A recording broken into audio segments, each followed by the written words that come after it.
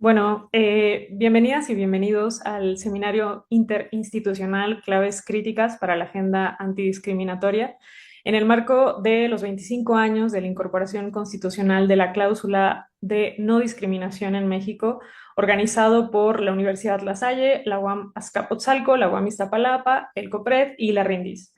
Esta es nuestra cuarta sesión que se titula Sexualidades y creencias bajo la lupa de la discriminación. En esta ocasión, ¿no?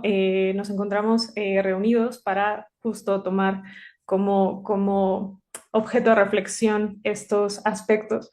Les recordamos para que quienes quieran obtener una constancia por su participación en el seminario, que pueden escanear el código que se encuentra en la pantalla, ¿no? Para que puedan registrarse y de ser así, si cuentan con el 80% de la asistencia, bueno, pues se les otorgará una constancia, ¿no?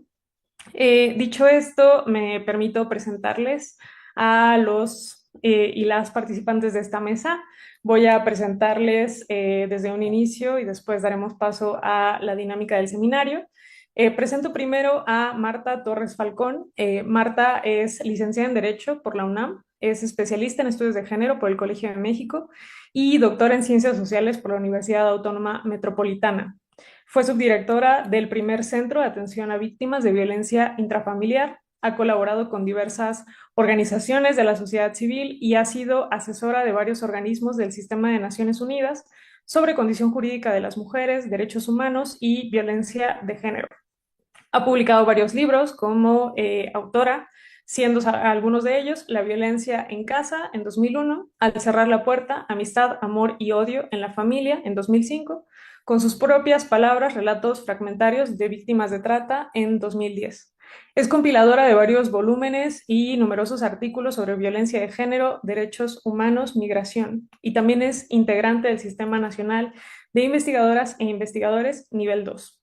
A partir del 30 de mayo de 2024 es titular de la Defensoría de los Derechos Universitarios. Les presento también a Pauline Capdeville. Pauline es doctora en Derecho Público por la Universidad Aix-Marseille III en Francia, con estudios postdoctorales en la UNAM.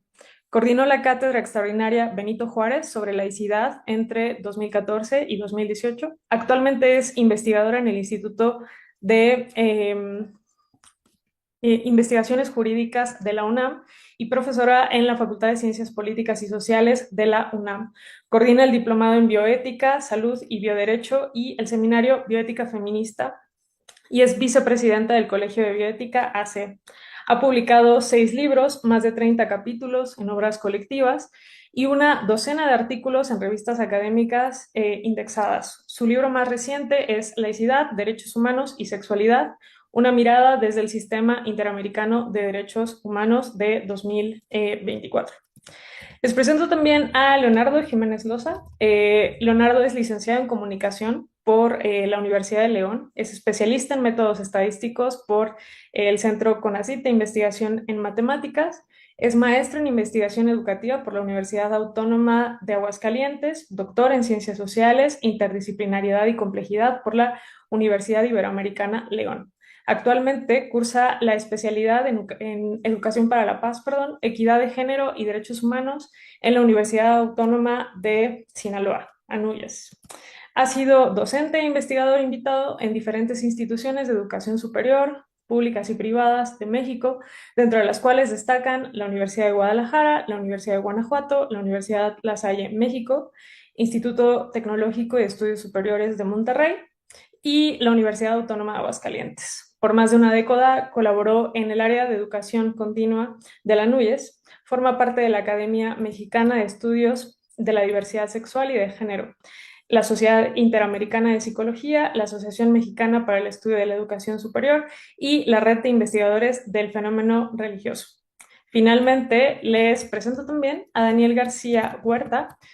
Daniel es licenciado en Derecho por la Universidad Nacional Autónoma de México, es maestro en Derechos Humanos y Garantías por el Instituto Tecnológico Autónomo de México, maestro en Derechos Humanos por la Universidad de Edimburgo y doctor en Derecho por el Instituto de Investigaciones Jurídicas de la UNAM. Dicho esto, voy a Perdón, no he terminado de presentar. Se ha desempeñado como especialista e investigador en derechos humanos en diversos organismos especializados, como la Comisión Interamericana de Derechos Humanos, la Suprema Corte de Justicia de la Nación y la Comisión de Derechos Humanos de la Ciudad de México. Es profesor de Derechos Humanos, Derecho Constitucional y Sociología del Derecho en la Facultad de Derecho en la UNAM, en la Universidad Iberoamericana y en el Instituto Tecnológico Autónomo de México. Ahora sí, dicho esto, habiendo presentado a nuestras invitadas e invitados de esta tarde, vamos a dar paso a sus intervenciones. Contarán con 12 minutos aproximadamente para hablarnos de estas entradas, de estas contribuciones que han hecho al diccionario. Y como saben, después daremos paso a una breve sesión de preguntas para, digamos, entablar un diálogo que creo que puede ser muy rico en el contexto actual sobre sus entradas, ¿no? Dicho esto, le cedo la palabra a Marta para que inicie con su intervención. Muy bien. Muchas gracias, Fernanda, por la presentación. Realmente es un gusto participar primero en la elaboración, publicación y ahora difusión de nuestro diccionario crítico sobre discriminación. Me siento muy contenta de estar aquí, de compartir la mesa con colegas. Miren, la entrada que yo escribí para el Diccionario Crítico de Discriminación es sobre una voz muy, no sé si sea muy usual o muy poco usual.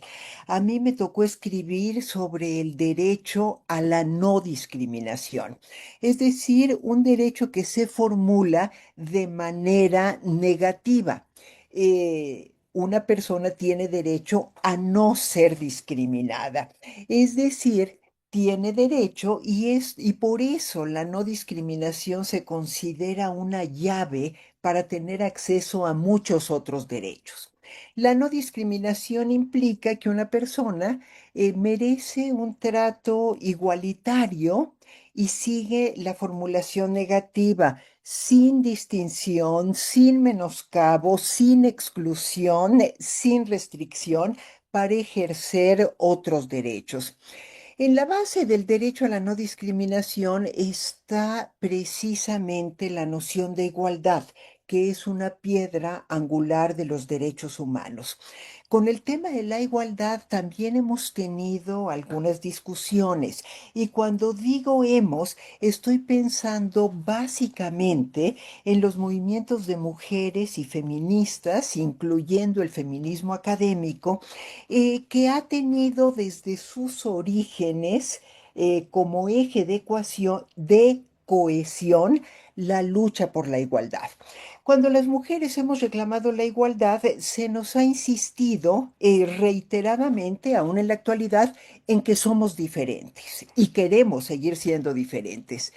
Esa es una falsa dicotomía. Lo contrario de la igualdad no es la diferencia, sino la desigualdad. Cuando lo formulamos así y además estando con un público relativamente selecto, nos puede parecer obvio.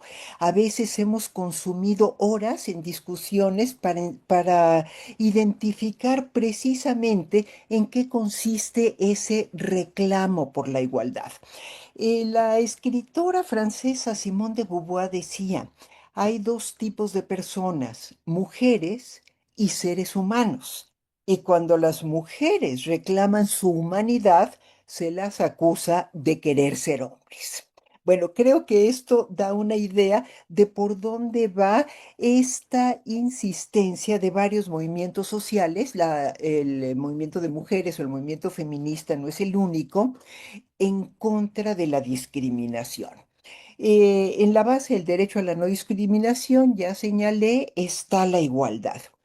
Significa ejercer un derecho o un conjunto de derechos sin exclusión, sin restricción, sin preferencia. Excluir significa hacer a un lado. Preferir significa dar prioridad a una persona generalmente en detrimento de otra. Restringir significa limitar. Cotidianamente enfrentamos exclusiones, restricciones, preferencias, limitaciones al ejercicio de nuestros derechos. Cuando esto sucede, y por eso el derecho a la no discriminación está vinculado con muchos otros, es precisamente porque está ocurriendo una situación de discriminación. El problema con la discriminación, y esto puede parecernos bastante obvio, pero no siempre lo es que la discriminación está casi siempre, generalmente casi en todos los casos, profundamente naturalizada. Nos parece normal, estadísticamente, desde luego que es normal, tratar peyorativamente a una persona por su estatura o por su fenotipo o por su género o por su orientación sexual o por su estado civil o por muchas otras cosas. Entonces, lo primero que tenemos que hacer es quitar ese manto de naturalidad y exponer situaciones de discriminación como lo que son un trato que vulnera la igualdad de los seres humanos y se traduce, este es el aspecto nodal de la definición de discriminación, en la en la vulneración de uno, generalmente varios derechos. Y miren, no sé cuánto tiempo llevo, pero no quiero abusar de la palabra, quiero dejar algunas cosas para después. He estado hablando del movimiento feminista y de mujeres, pero ya que estamos en junio, que es el mes del orgullo, en 1979 se realizó en la Ciudad de México la primera marcha del orgullo en aquella época lésbico-homosexual.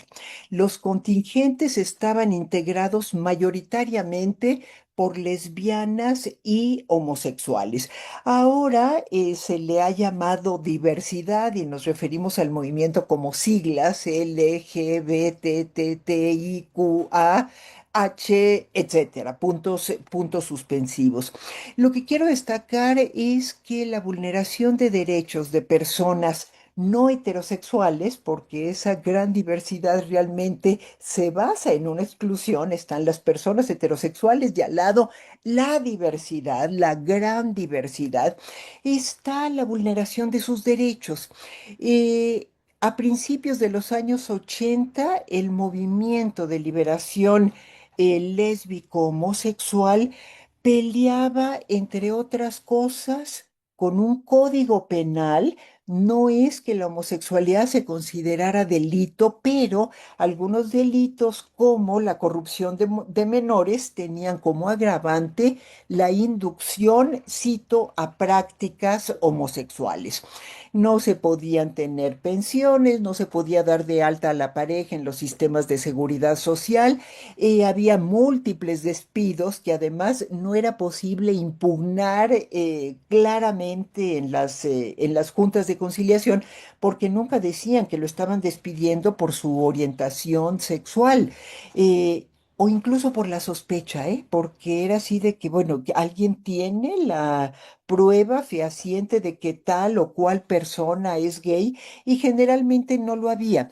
Y se peleaba también, junto con eso, con la represión brutal de las fuerzas policíacas. Ese no es el tema de esta mesa. El tema de la mesa es precisamente y concretamente de la entrada que yo estoy exponiendo, la no discriminación. El cadenero de los bares es el ejemplo más claro, bueno, no sé si el más claro, pero es un ejemplo claro de los prejuicios que sostienen las prácticas discriminatorias. El cadenero te hace una mirada así como escáner, como hacen los japoneses cuando saludan con una caravanita y es porque te están escaneando, y dice, ¿pasas o no pasas? Para saber en qué se estén basando para abrir o cerrar la puerta. Y por último, con esto termino, el derecho a la no discriminación está en múltiples instrumentos internacionales de derechos humanos. Cito únicamente dos. La Convención para la Eliminación de todas las formas de discriminación racial y unos años después, la Convención para la eliminación de todas las formas de discriminación contra la mujer. Todavía se ponía en singular, como si nada más hubiera un tipo de mujer, contra la mujer. Aquí dejo mi intervención. Muchas gracias, Fernando, y perdón si me excedí en el tiempo. Sí, muchas gracias, Marta. Sí, digamos, me parece que empezar justamente contigo, empezar con tu entrada que, digamos, tomó por tema justo el derecho a la no discriminación, nos sirve como un piso, ¿no? Para la sesión, para pensar de qué manera se juega conceptualmente lo que vamos a abordar, teniendo como referente ese derecho llave al que haces referencia y también me parece súper atinados los ejemplos que abonas en la medida en que vamos a entrar a esos temas, ¿no? Ahora le doy la palabra a Pauline, que desarrolló la entrada de discriminación por motivos religiosos y de creencias. Te escuchamos, Pauline. Muchísimas gracias, muy buenas tardes. Pues al igual que Marta, agradeciendo primero la invitación a participar en el diccionario y también la invitación hoy a dialogar. Bueno, pues a mí justo, ¿no? Me tocó la entrada de discriminación por motivos religiosos y de creencias, algo que puede parecer un poco alojado del título de la sesión que tiene que ver con pues la cuestión de la diversidad sexual, pero creo que en realidad pues hay múltiples cruces y justo lo que voy a tratar de hacer en estos 10 minutos es mostrar los vínculos entre pues esta idea de religión, colectivos LGBTI, discriminación, mostrando finalmente que las personas pueden ser discriminadas en razón de sus creencias, ¿no? Por ejemplo, una persona que pertenece a un grupo minoritario, pero que también las personas, los creyentes pueden ser agentes de discriminación con la base de estas mismas creencias hacia otras confesiones religiosas y personas de la diversidad sexual, ¿no? Entonces, retomando un poco la estructura de la entrada, pues empecé con la idea de discriminación y creo que va de la mano con lo que decía Marta hace unos minutos, de la discriminación como un trato injusto y de inferioridad hacia ciertos colectivos, en este caso por sus creencias, por los ritos, por las vestimentas, por las prescripciones alimenticias, por ejemplo, que tiene como consecuencia el menoscabo de sus derechos humanos. Algo también que me parece importante cuando hablamos de religión, solemos pensar en la religión como un espacio muy íntimo entre el individuo y la trascendencia, pero lo cierto es que tiene una dimensión colectiva muy importante, ¿no? Cuando hablamos de religión, pues hablamos de diferentes grupos que se pueden encontrar en situación diferentes, ¿no? Respecto a dinámicas de poder y de grupos y individuos que pueden sufrir discriminación directa, ¿no? No sé, por ejemplo, pensemos en los testigos de Jehová que podrían tener una prohibición de construir templos, por ejemplo, sería una discriminación directa, pero también discriminación indirecta, por ejemplo, menús únicos en escuelas, hospitales o cárceles, sin tomar en cuenta justamente algunas restricciones alimenticias, y también podemos hablar de discriminación estructural cuando tenemos justamente, ¿no? Determinados colectivos que han padecido discriminación pues de manera histórica y sistemática. Esta cuestión religiosa, a contrario un poco de todas estas teorías de la secularización que ya nos explicaban que a medida que íbamos a avanzar hacia la modernización de las sociedades, la religión iba a desaparecer. Lo cierto es que no es así y lo que vemos en este inicio del siglo XXI es al contrario, ¿no? Sociedades religiosas y cada vez más plurales. Entonces igual podemos pensar en ejemplos como de Europa, de Estados Unidos o Canadá, donde ya tenemos claramente sociedades multireligiosas, multiculturales, pero también en América Latina, donde hemos visto en las últimas décadas una transición hacia una mayor pluralización religiosa, que es cierto se escribe principalmente en clave cristianas, pero también debemos pensar a cosmovisiones de pueblos indígenas, religiones de origen africana, etcétera, etcétera, que también pues pueden padecer situaciones de discriminación. En las democracias constitucionales, solemos abordar estas problemáticas, esta gestión de lo religioso desde el principio de laicidad, que como sabemos es un modelo político y jurídico que busca normar y organizar las relaciones entre el poder político y el poder religioso y que se basa entonces en una distinción, una autonomía entre el Estado y las confesiones religiosas y a partir de esta autonomía o separación lo que busca es poder asegurar la libertad de conciencia y de religión de las personas y también asegurar las condiciones de la igualdad y no discriminación, ¿no? Entonces, igualdad de los individuos que no se entienden como creyentes, sino como ciudadanas y ciudadanos con los mismos derechos y también igualdad y no discriminación de las diferentes iglesias y grupos religiosos, ¿no? En un Estado laico, digamos que no debe haber diferencias, al menos desde el punto de vista jurídico entre grupos mayoritarios y minoritarios, ¿sí? Entonces, pues México es un ejemplo de estos países con una tradición secular pues sumamente robusta.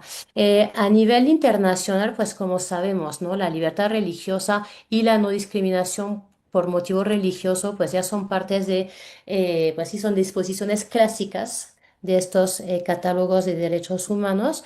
Entonces, pues claramente, ¿no? Hemos pasado de estados confesionales a estados que reconocen, al menos en teoría, plenamente el derecho a la libertad de conciencia y de religión, pero lo cierto es que todavía vemos algunas tensiones, ¿no? Por ejemplo, se supone que el derecho a la libertad religiosa implica el derecho a cambiar de religión, sin embargo, en algunos países todavía es penalizado la apostasía, es decir, el hecho de renunciar o abandonar una religión. También hay mucha controversia sobre lo que hemos llamado la protección de los sentimientos religiosos de los creyentes, ¿no? Algo que se asemeja también a la existencia en algunos países de delitos de blasfemia. Y ahí también tenemos muchos ejemplos. A nivel interamericano, unas sentencias tempranas de la Corte Interamericana tenía que ver, por ejemplo, con la prohibición por parte de Chile de una película de Martin Scorsese que se llamaba La Última Tentación de Cristo, al Mm. considerar que justo no podía afectar los sentimientos de los creyentes. Tenemos desde luego pues la problemática de las caricaturas del profeta Mahoma pues en el mundo musulmán, pero que como sabemos también desbordó, por ejemplo, en Francia con los atentados de 2015. En México también, no sé si se acuerdan, en Guadalajara hubo marchas y controversias con una estatua que se llamaba sincretismo y que representaba justo como la fusión entre la Virgen María y una divinidad prehispánica, ¿no? También, por ejemplo, el derecho de los padres a educar a sus hijos de acuerdo con sus convicciones morales y religiosos, puede pues entrar en conflicto con el derecho a la libertad de religión de las infancias y adolescencias,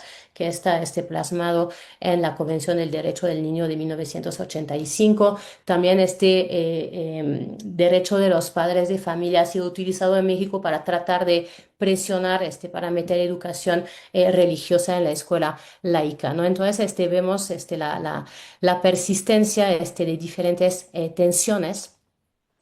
Y entonces retomar un poco la propuesta que hice en la entrada de poder distinguir entonces entre la discriminación por religión, ¿no? Es decir, cuando una persona, un grupo es discriminado por el motivo de sus creencias religiosas, pero también la discriminación de la religión pues hacia grupos cuyo estilos de vida, prácticas, convicciones se pueden advertir en contradicción con los dogmas de una religión, ¿no? Entonces lo que vemos efectivamente es pues sí, tensiones entre expresiones religiosas y los derechos de grupos de la diversidad sexual. Y pues se acordan, por ejemplo, en México de diferentes declaraciones muy desafortunadas del cardenal Norberto Rivera durante este proceso de legalización del matrimonio igualitario. También a nivel internacional, pues es una preocupación de las Naciones Unidas. Hay diferentes declaraciones en este sentido, llamados a los ministros del culto a ser justamente, ¿no? Como agentes de tolerancia y de paz sobre estas cuestiones. Hoy, por ejemplo, vemos como diferentes grupos religiosos que ofrecen lo que llaman terapias para modificar la orientación sexual de las personas, etcétera, ¿no? Entonces, claramente sí existe tensiones muy importantes y choques de derecho incluso entre este derecho a la libertad religiosa y pues el derecho a la no discriminación del colectivo LGBTIQ+, ¿no? En América Latina tenemos varios igual casos, pero también quiero dejar cosas para la discusión. Por ejemplo, el caso Pávez Pávez, que ha sido examinado por la Corte Interamericana de Derechos Humanos hace unos años, que tenía que ver con el despido de una profesora de religión católica en una escuela pública en Chile por el motivo de su orientación sexual, ¿no? Entonces, la Corte reconoció que esta profesora había sido víctima de discriminación por orientación sexual, pero había muchas tensiones también con el tema de que la Iglesia Católica en Chile tiene justamente, ¿no?, el derecho a autorizar determinados profesores para enseñar el credo católico. Entonces, esta situación nos muestra justo qué pasa cuando no tenemos una separación cabal entre lo público y lo privado. Y para terminar, igual me gustaría mencionar un pronunciamiento importante de la Corte Interamericana de Derechos Humanos, que es la opinión consultiva 2417, que tenía que ver con el reconocimiento del derecho a a la identidad autopercibida de las personas y el matrimonio igualitario. Entonces, es un pronunciamiento a mí que me parece fundamental porque precisamente la Corte reconoce que la religión en determinadas circunstancias puede ser un agente de discriminación, entonces que se pueden utilizar las narrativas religiosas pues para buscar menoscabar los derechos de determinados grupos. Y lo que dice la Corte es que efectivamente las creencias religiosas son fundamentales para los creyentes, que desde luego existe este derecho a la libertad religiosa en los diferentes instrumentos de derecho internacional, pero que los derechos de los grupos de la diversidad sexual no dependen de las creencias mayoritarias de la población de un país, ¿no?, que son derechos humanos y que por lo tanto se encuentran indisponibles al legislador, y además que estas creencias religiosas no son parámetros de convencionalidad, es decir, que no podemos utilizar las creencias religiosas para interpretar los derechos humanos, los cuales de nuevo pues existen de manera independiente a pues estas pautas morales y religiosas particulares. No sé cómo me fue de tiempo, pero bueno, al menos quise decir lo que quería. Muchas gracias. Gracias a ti, Paulín. Sí, no, bueno, me parece muy interesante lo que nos planteas en todo sentido, tanto considerando, ¿no?, la discriminación por motivos religiosos y creencias, ¿no?, por separado, pero también como mencionabas en el entrecruce, ¿no? Y un poco escuchándote pensaba también lo que representa la migración, ¿no? Quizás cómo la migración, digamos, frente a esta promesa que mencionabas, ¿no?, de la secularización, el hecho de que el fenómeno de la migración se haya desarrollado tanto a raíz de la globalización, pues también nos obliga a pensar el fenómeno religioso de otra manera y los derechos o las formas de discriminación que se dan a partir de eso, ¿no? Muchas gracias, Paulín. Vamos a dar paso a la siguiente presentación. Le cedo entonces la palabra a Leonardo. Leo escribió la entrada sobre discriminación contra personas LGBTIQA+. Y bueno, te escuchamos, Leo. Bien, pues gracias por la invitación a escribir esta entrada en el diccionario y también a participar pues en este pequeño seminario para discutir, reflexionar esas entradas. Bueno, a mí me tocó la parte que tiene que ver con la discriminación hacia personas LGBTT asterisco IQA más. Eh, que bueno, hoy mismo, el día de hoy, tuvimos un comentario muy desafortunado, hoy en la mañana, ¿no? Con una diputada local del estado de Chiapas, donde decía que las personas LGBT tenían que dejar de estar influyendo negativamente en las niñas, en los niños, y que deberían de refugiarse en sus hogares para vivir en su vida privada lo que es su orientación sexual, su identidad de género, su expresión de género, ¿no? Hoy, que además es el día para luchar contra los discursos de odio, ¿no? Además. Entonces, pues creo que viene a bien un poco lo que vamos a platicar y que nos sirve de botón de muestra, pues para comprender un poco cómo han ido avanzando y también han ido pues teniendo ciertos retrocesos, ciertas tensiones, el tema de los derechos y los reconocimientos hacia las personas sexo-género diversas. No, para comenzar yo quiero encuadrar mi presentación y un poco así elaboré la entrada del diccionario desde la lógica y la configuración de esta mirada y filosófica del binarismo, ¿no? Toda esta mirada epistemológica de cómo debe de ser pues la realidad en general y esta idea de hablar de la realidad solamente como un blanco y un negro, como sí o no, como dos posibilidades únicamente, ¿no?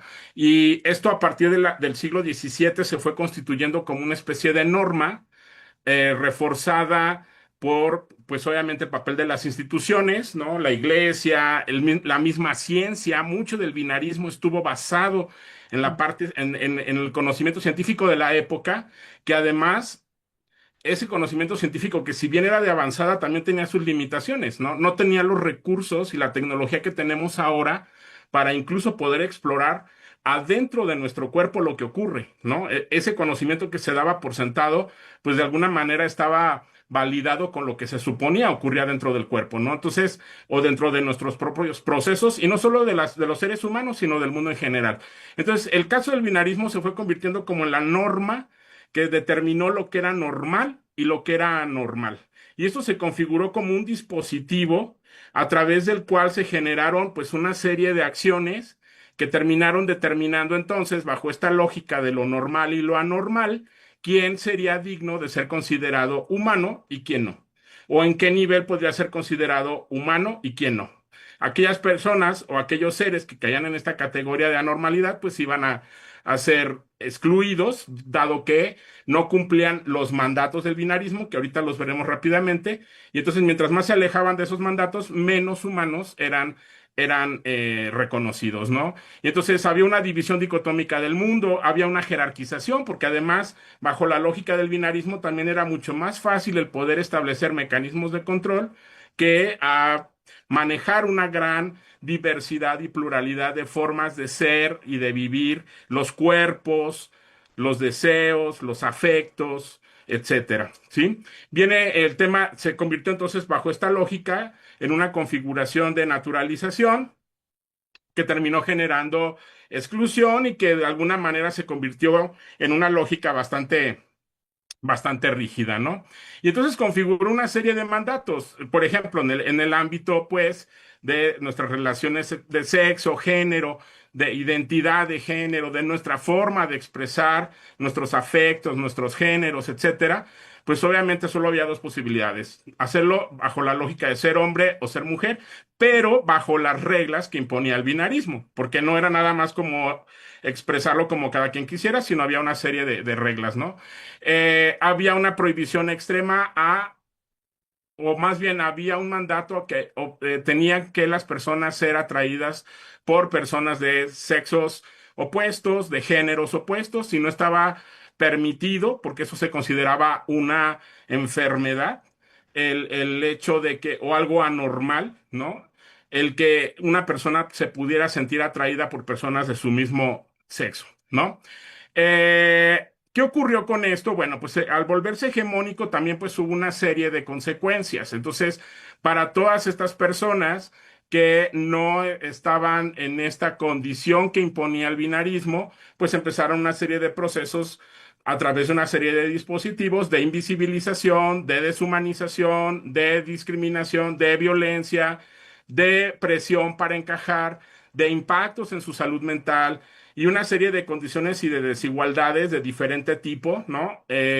Sobre todo de tipo estructural, porque pues obviamente iban a empezar a ser relegadas estas personas y obviamente había una serie de limitantes para el tema de la diversidad sexogenérica, ¿no?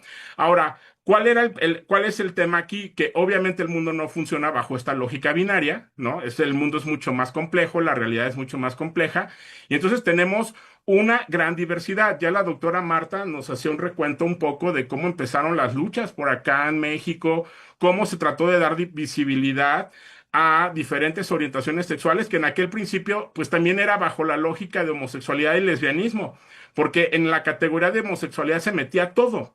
¿No? Identidades de género, orientaciones sexuales, expresiones de género. Entonces también la diversidad en estos años de invisibilidad pues obviamente empezaron a tratar de tener mayor presencia y al empezar a tener esa presencia se empezó a mostrar la diversidad, ¿no?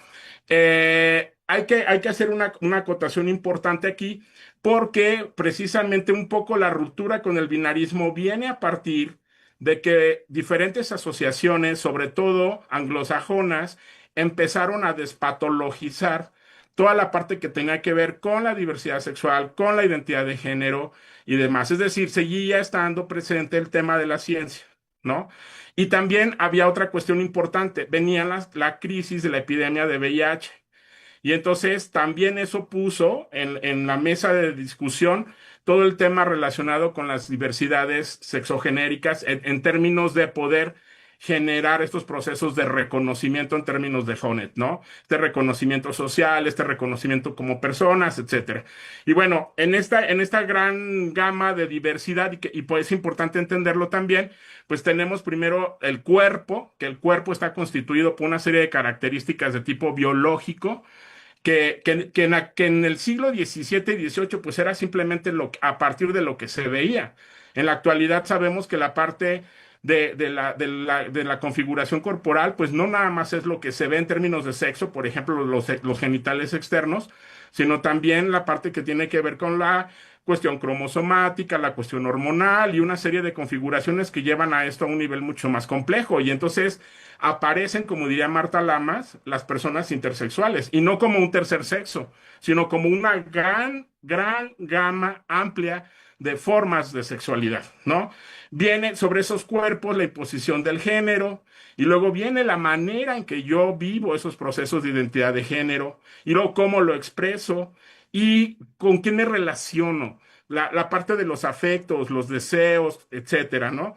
Entonces, todas estas categorías son muy importantes tenerlas presentes porque las lógicas de discriminación, si bien para la comunidad LGBT y QA+, está presente, operan de manera diferenciada para cada tipo de situación. Es decir, las personas trans que están en la categoría de identidad de género, en temas de diversidad, sufren una serie de discriminaciones y de mecanismos de discriminación diferentes de los que padecen las personas por su orientación sexual.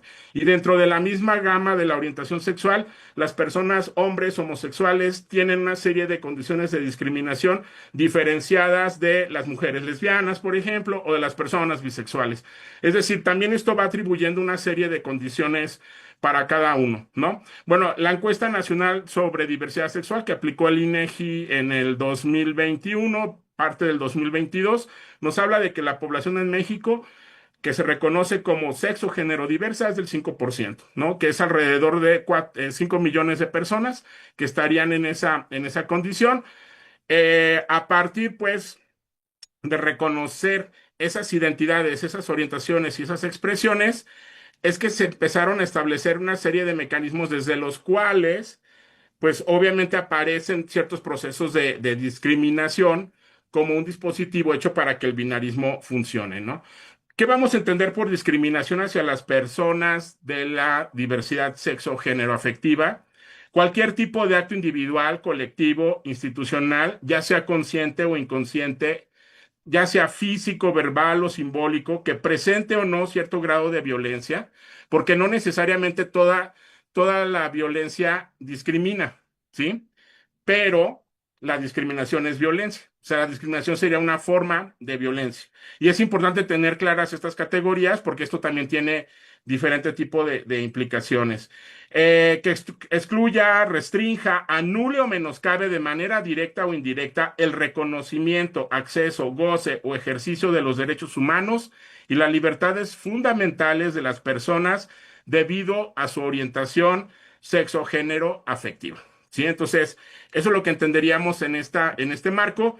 Y ¿qué vamos a encontrar en términos de los diferentes tipos de discriminación hacia las personas sexo género diversas? Bueno, en el diccionario yo los agrupé en 5, tratando de romper un poco con esta lógica donde la discriminación se aborda desde esta lógica estructural, directa, etcétera. A final de cuentas, gran parte de los componentes de estas formas de discriminación yo las ubiqué en 5 grandes tópicos. Uno, la criminalización, es decir, ya también ahorita Paulín nos comentaba casos donde estaba criminalizado, la doctora Marta también, donde el tener una orientación sexual diversa o una identidad de género diversa generaba un proceso de criminalización, ¿no? Todavía en la actualidad hay países que tienen como pena de muerte o unas sanciones muy fuertes para las personas sexogénero diversas. El caso de Rusia es muy emblemático, a grado tal que esto ha mermado el activismo y esta idea de que las redes sociales podrían proteger a activistas LGBT y que pudieran hacer sus acciones invisibilizados, pues ya no están así, porque obviamente hay una persecución también a partir basta con que den un like a una publicación que hable de sexo, género, diversidad, para que empiecen las sanciones. Entonces, el tema de la criminalización, el tema de la violencia, ¿no? Donde a partir de tu condición, pues habrá una serie de procesos de diferentes de violencia simbólica, violencia física, etcétera. El tema es como una especie de mostrar de manera ejemplar cómo disciplinarte para que no te salgas de la norma binaria. El tema de la invisibilización, simplemente el no reconocimiento de las identidades, por ejemplo, el que a pesar de que el Estado esté impulsando el reconocimiento de las diversas identidades, ¿no? Por ejemplo, ahora ya se empezaban a mostrar credenciales de lector donde se reconocía a las personas no binarias, etcétera, actas de nacimiento en esa condición.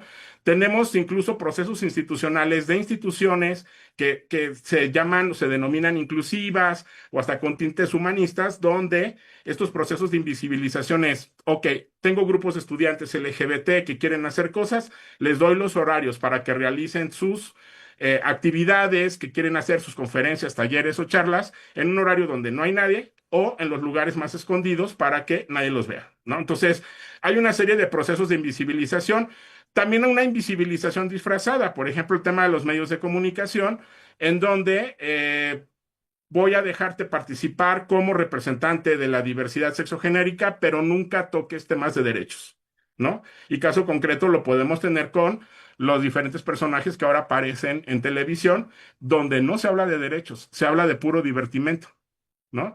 Y la patologización, que sigue estando presente, esta idea de que es patológico, de incluso hay comentarios por ahí de algunos diputados, sobre todo en las discusiones de leyes sobre temas de salud para apoyo a las personas en condiciones de identidad transgénero, por ejemplo, que requieren de ciertos acompañamientos clínicos. El decir que estas personas lo que están jugando es una cuestión de tipo estética y que porque el Estado tendrá que jugar con ese tipo de decisiones, ¿no?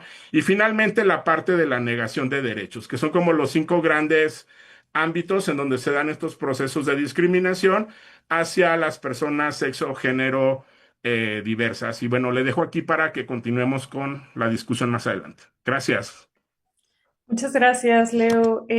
Digamos, me resuena mucho lo que mencionabas y desarrollabas al principio, ¿no? Me hacía pensar en esta idea que tiene Monique Wittig, ¿no? Sobre el pensamiento heterosexual que al final se convierte como en este lente a través del cual visualizamos el mundo, ¿no? Y también la complejidad que planteabas hacia el final con las diferentes formas a partir de las cuales se manifiesta la discriminación y justo esto que mencionabas, ¿no? Sobre cómo, digamos, a las diferentes... a los diferentes miembros, ¿no? de la población LGBT se le discrimina de diferentes maneras y bastante compleja la manera en la que se configura la discriminación en este caso, ¿no? Finalmente, para cerrar nuestra primera parte de la sesión, le cedo la palabra a Daniel, quien elaboró la entrada sobre discriminación asociada al VIH-Sida. Daniel, te escuchamos. Hola, buenas tardes. Muchas gracias. Un gusto poder estar en esta sesión, compartir foro y espacio con investigadoras e investigadores tan reconocidas. Siempre es un gusto coincidir con ellas. Agradecer también la invitación a las instituciones convocantes y a todas las personas que hicieron posible esta, esta obra. Eh, Comparto el reto de mis compañeras y compañeros de sintetizar una entrada en 10 minutos, que de por sí sintetizar un concepto, una conceptualización sobre discriminación respecto a distintas categorías en una entrada de un diccionario ya era un trabajo titánico. Y bueno, ahora hacer eso en un periodo de 10 minutos es todavía un poco más complicado. Pero bueno, quizás solamente establecer como algunas pautas sobre cómo está estructurado la entrada que yo elaboré. Traigo por ahí una presentación, déjenme compartirla porque creo que quizás ayuda también un poco más a entender desde dónde quiero hablar. Si me pueden ayudar nada más a confirmar que ya se ve, que se ve Se perfecto. ve. Muy bien, muchísimas gracias. Bueno, pues en realidad yo quise titular un poco esta charla bajo la lógica de una paradoja, ¿no? Que también es una clase de pregunta que nos invita a pensar el fenómeno de la discriminación por VIH actualmente. Y es que quizás muchas y muchos de nosotros entendemos el VIH en sus orígenes, en los años 80, principios de los años 90, pero la situación ha cambiado, digamos, drásticamente durante los últimos años y, digamos, la enfermedad ha cambiado, el virus ha cambiado, pero hay algo que permanece y que tiene que ver justamente con el fenómeno de la discriminación y que tiene que ver con el fenómeno del estigma.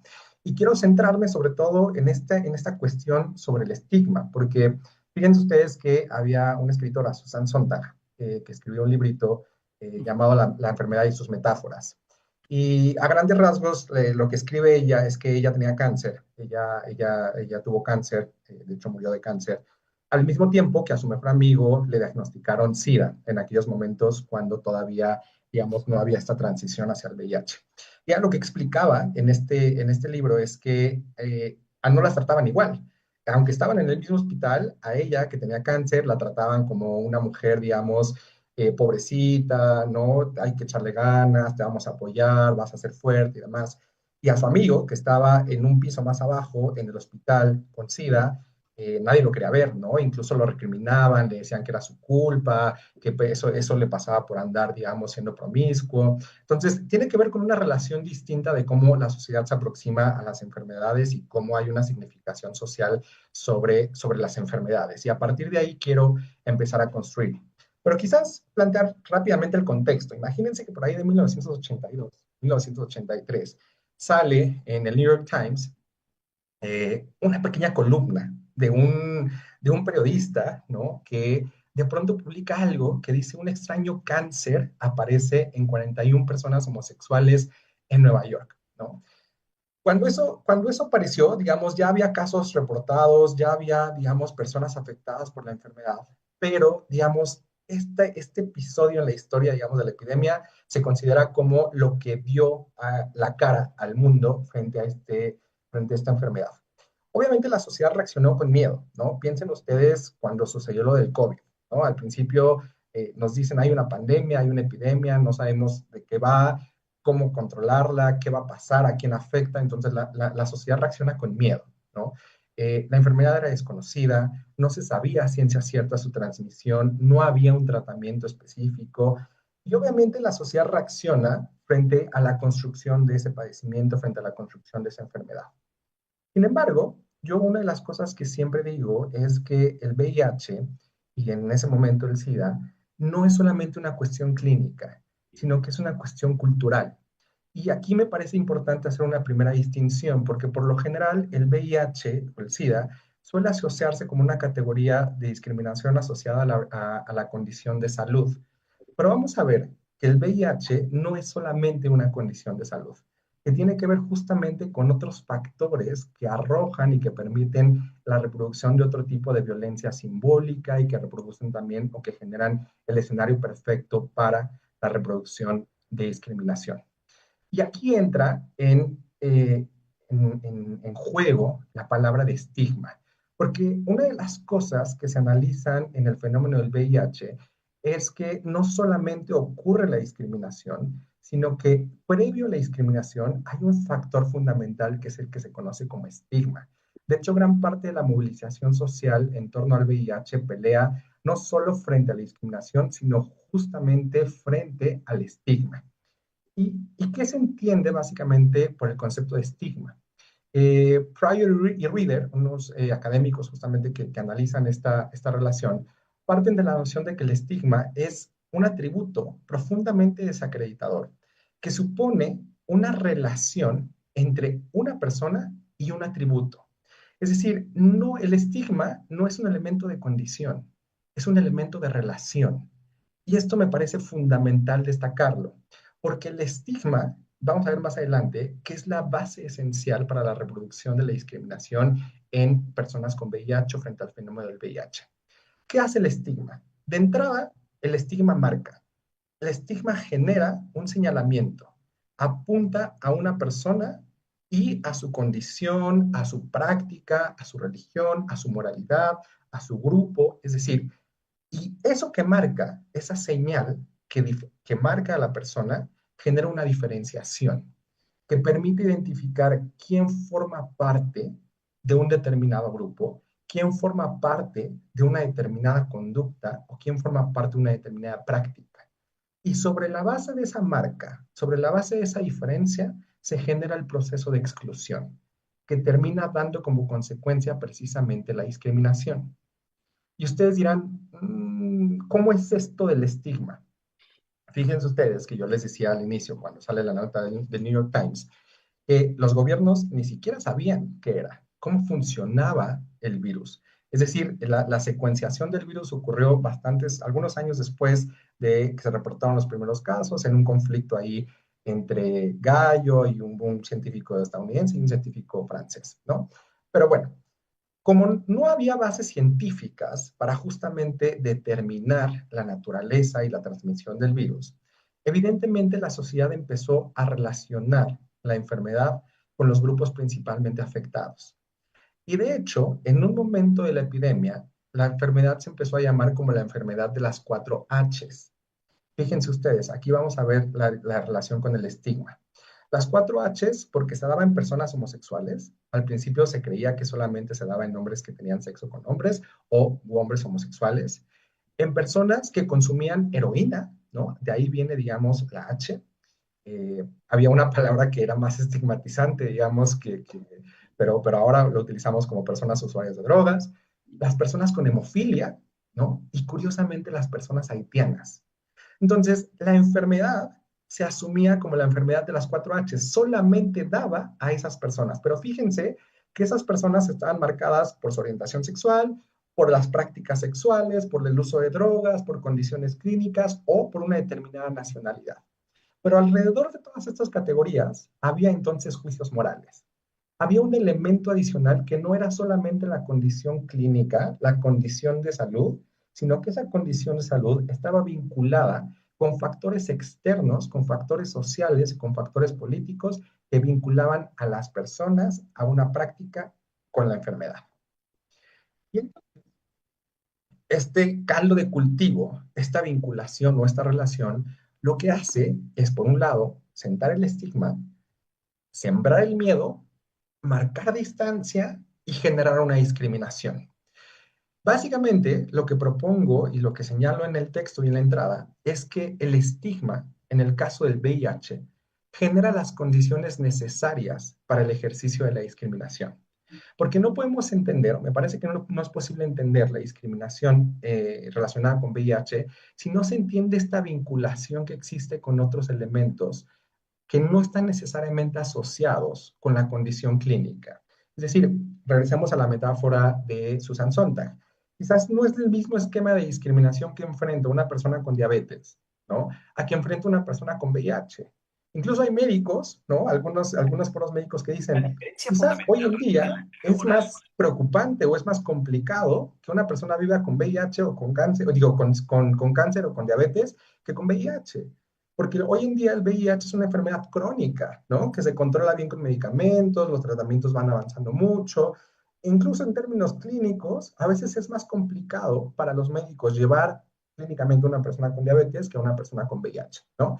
Pero por eso creo que es importante entender la relación que existe entre discriminación y estigma, en el caso del VIH, porque la condición médica no es el único factor que motiva o que detona la discriminación. Esto quiere decir que, bueno, ¿qué hace distinto al VIH? ¿Qué hace distinto al VIH en términos de fenómenos discriminatorios? Básicamente, que la discriminación en torno a este fenómeno se articula al menos a partir de tres elementos. La enfermedad, es decir, el virus en sí mismo, lo que el virus genera en el organismo, el elemento clínico. La sexualidad está muy vinculada todavía al ejercicio de ciertas prácticas sexuales, ¿no? Y la moralidad. Ahora vamos a ver a qué nos referimos un poco con esto de moralidad.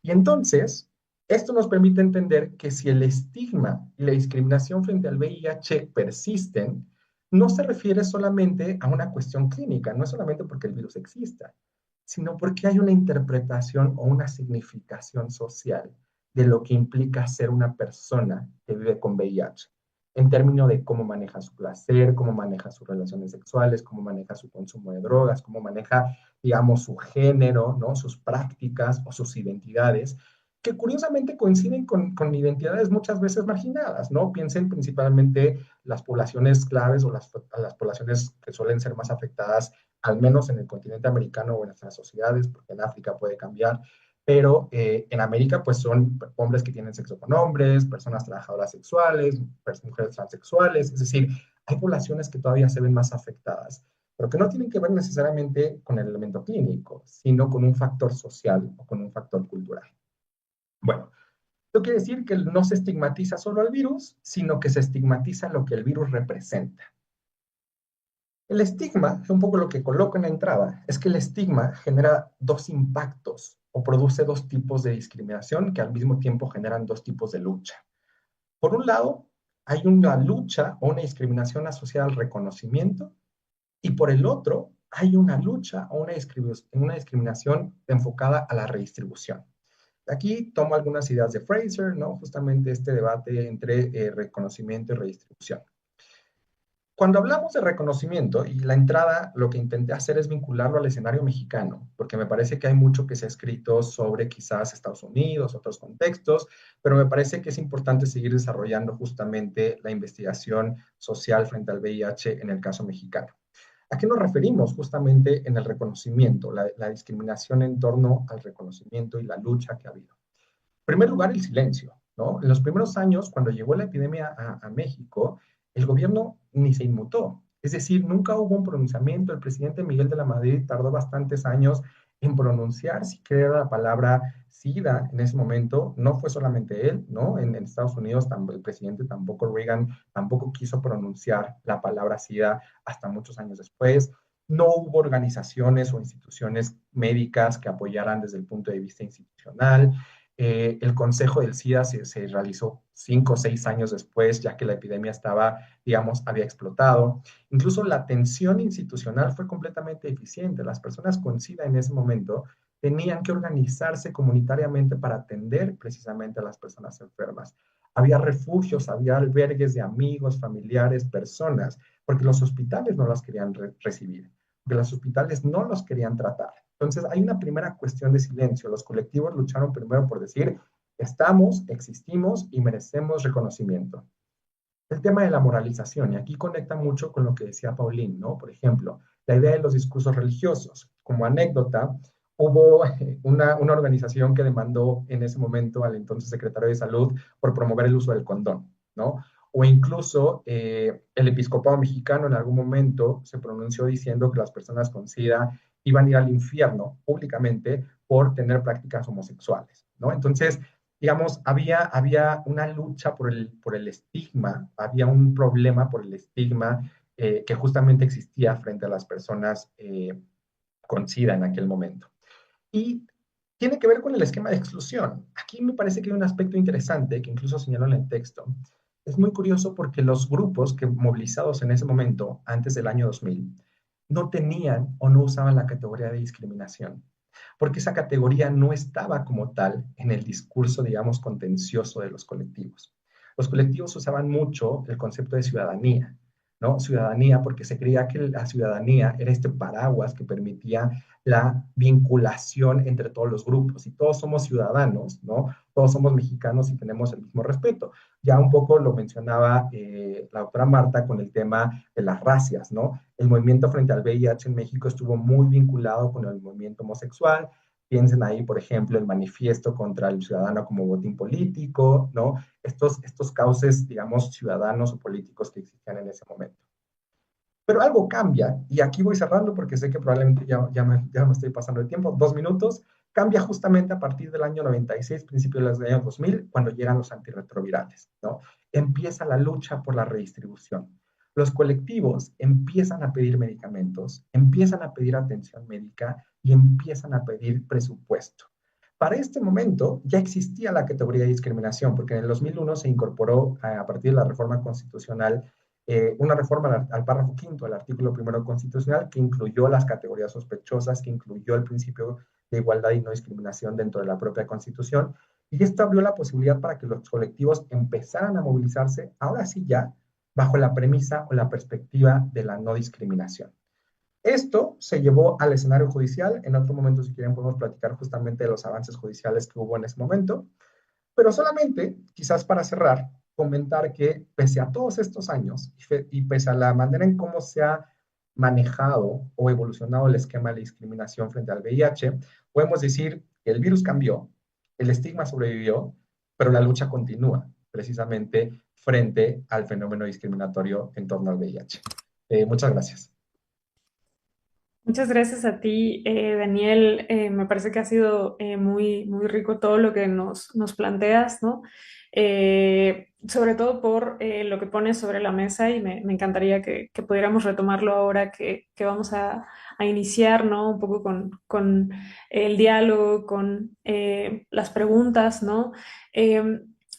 Hablabas en tu intervención como de cómo se genera toda esta interpretación cultural, bueno, no es una interpretación, ¿no? Sino más bien sobre cómo la enfermedad adquiere una condición dentro de la cultura y a partir de ahí pues se genera justamente la discriminación, ¿no? Y que va más allá de la condición de salud propiamente dicha, ¿no? Además de que me parece que el hecho de que lo pongas en las categorías de Fraser hace muy fácil, facilita mucho la comprensión del tema. Muchas gracias.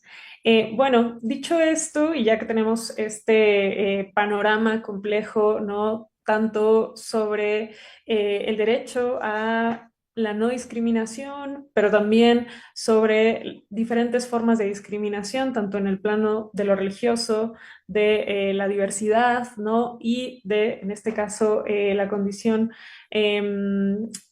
asociada al VIH-Sida.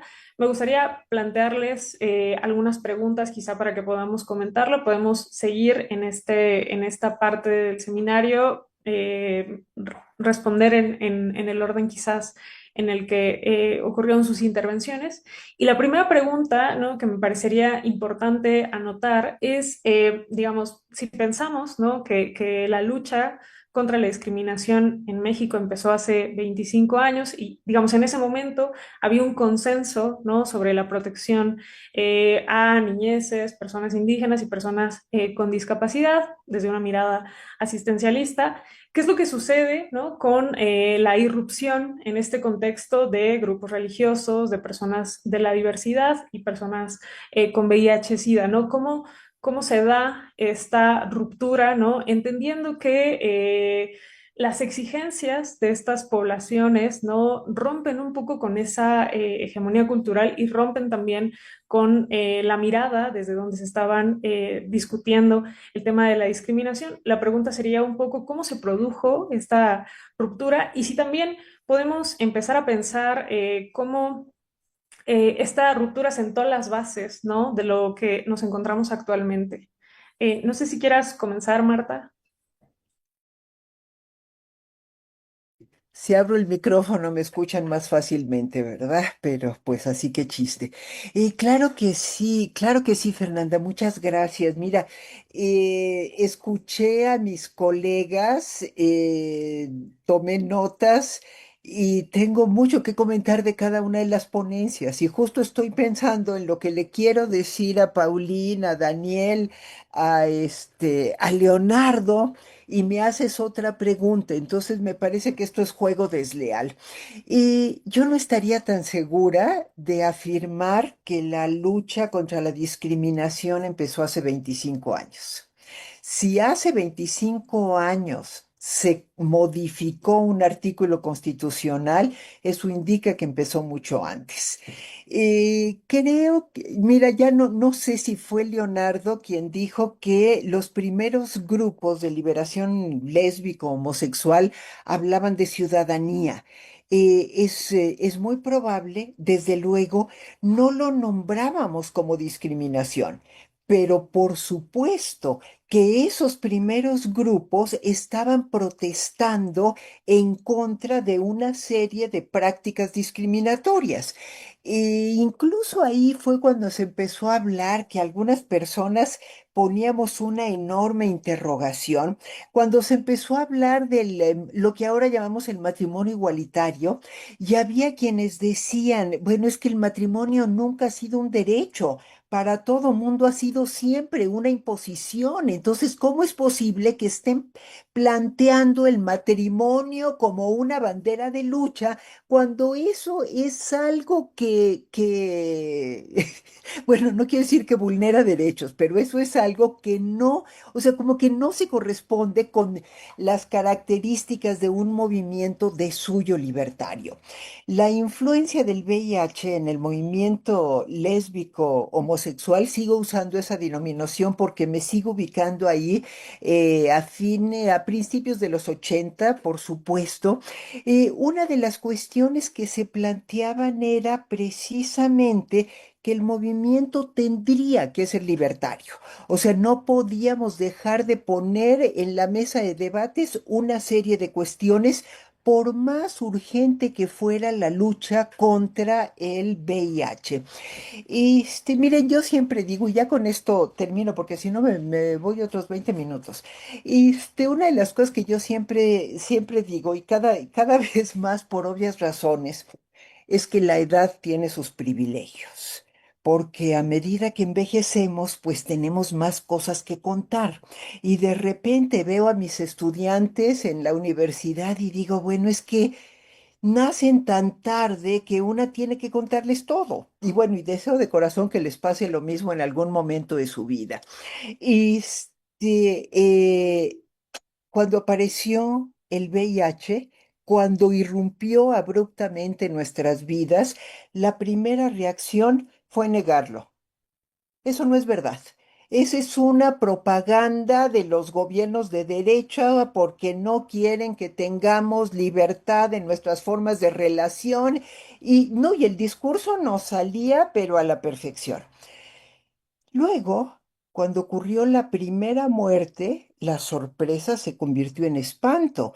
Cuando ocurrió la segunda, entonces ya teníamos una duda. En la tercera ya todo mundo estábamos consumidos por el miedo, más consumidos, ¿eh? A las mujeres nos tocó otro tipo de gestión. Y la muerte se instaló literalmente en la sala de la casa, de nuestras casas porque las familias, algunas permitieron que sus hijos regresaran como los elefantes, nomás sabían morir. Pero muchas ni siquiera eso. Ah, ¿verdad? Ahí andabas queriendo ser distinto y la libertad y no sé qué más. Ahora digo, bueno, eh, es todo un proceso y esa es una escritura que yo creo que sigue pendiente, ¿eh? Esos años del movimiento, les estoy hablando de la segunda mitad de los 80, en esos 5 años, de 1986 a 1990, yo asistí a 17 funerales. Perdí 17 amigos por VIH y muchos otros a cuyos funerales no pude ir por distintas razones. Y un último comentario, me gustó mucho, Daniel, que pusieras la palabra estigma desde el título y en cada una de las láminas. El doctor Rodríguez Cepeda, que es bueno, para mí, además de ser un gran amigo, también es un maestro. te habla de esos dos pilares de la discriminación, estigma y prejuicio, que además están claramente vinculados. Como cuando vemos a una persona con ciertas características que le atribuimos a ese grupo, como los chistes que todo el mundo ha escuchado y seguramente repetido, un chino, un francés y un mexicano. Entonces vemos un francés y vuelven todas las características, o a un chino, o a un alemán, o a un cubano, o a un indio, o a un homosexual, o a una persona con VIH, etcétera, y la persona se subsume en el grupo y entonces lo tratamos de una manera que vulnera sus derechos.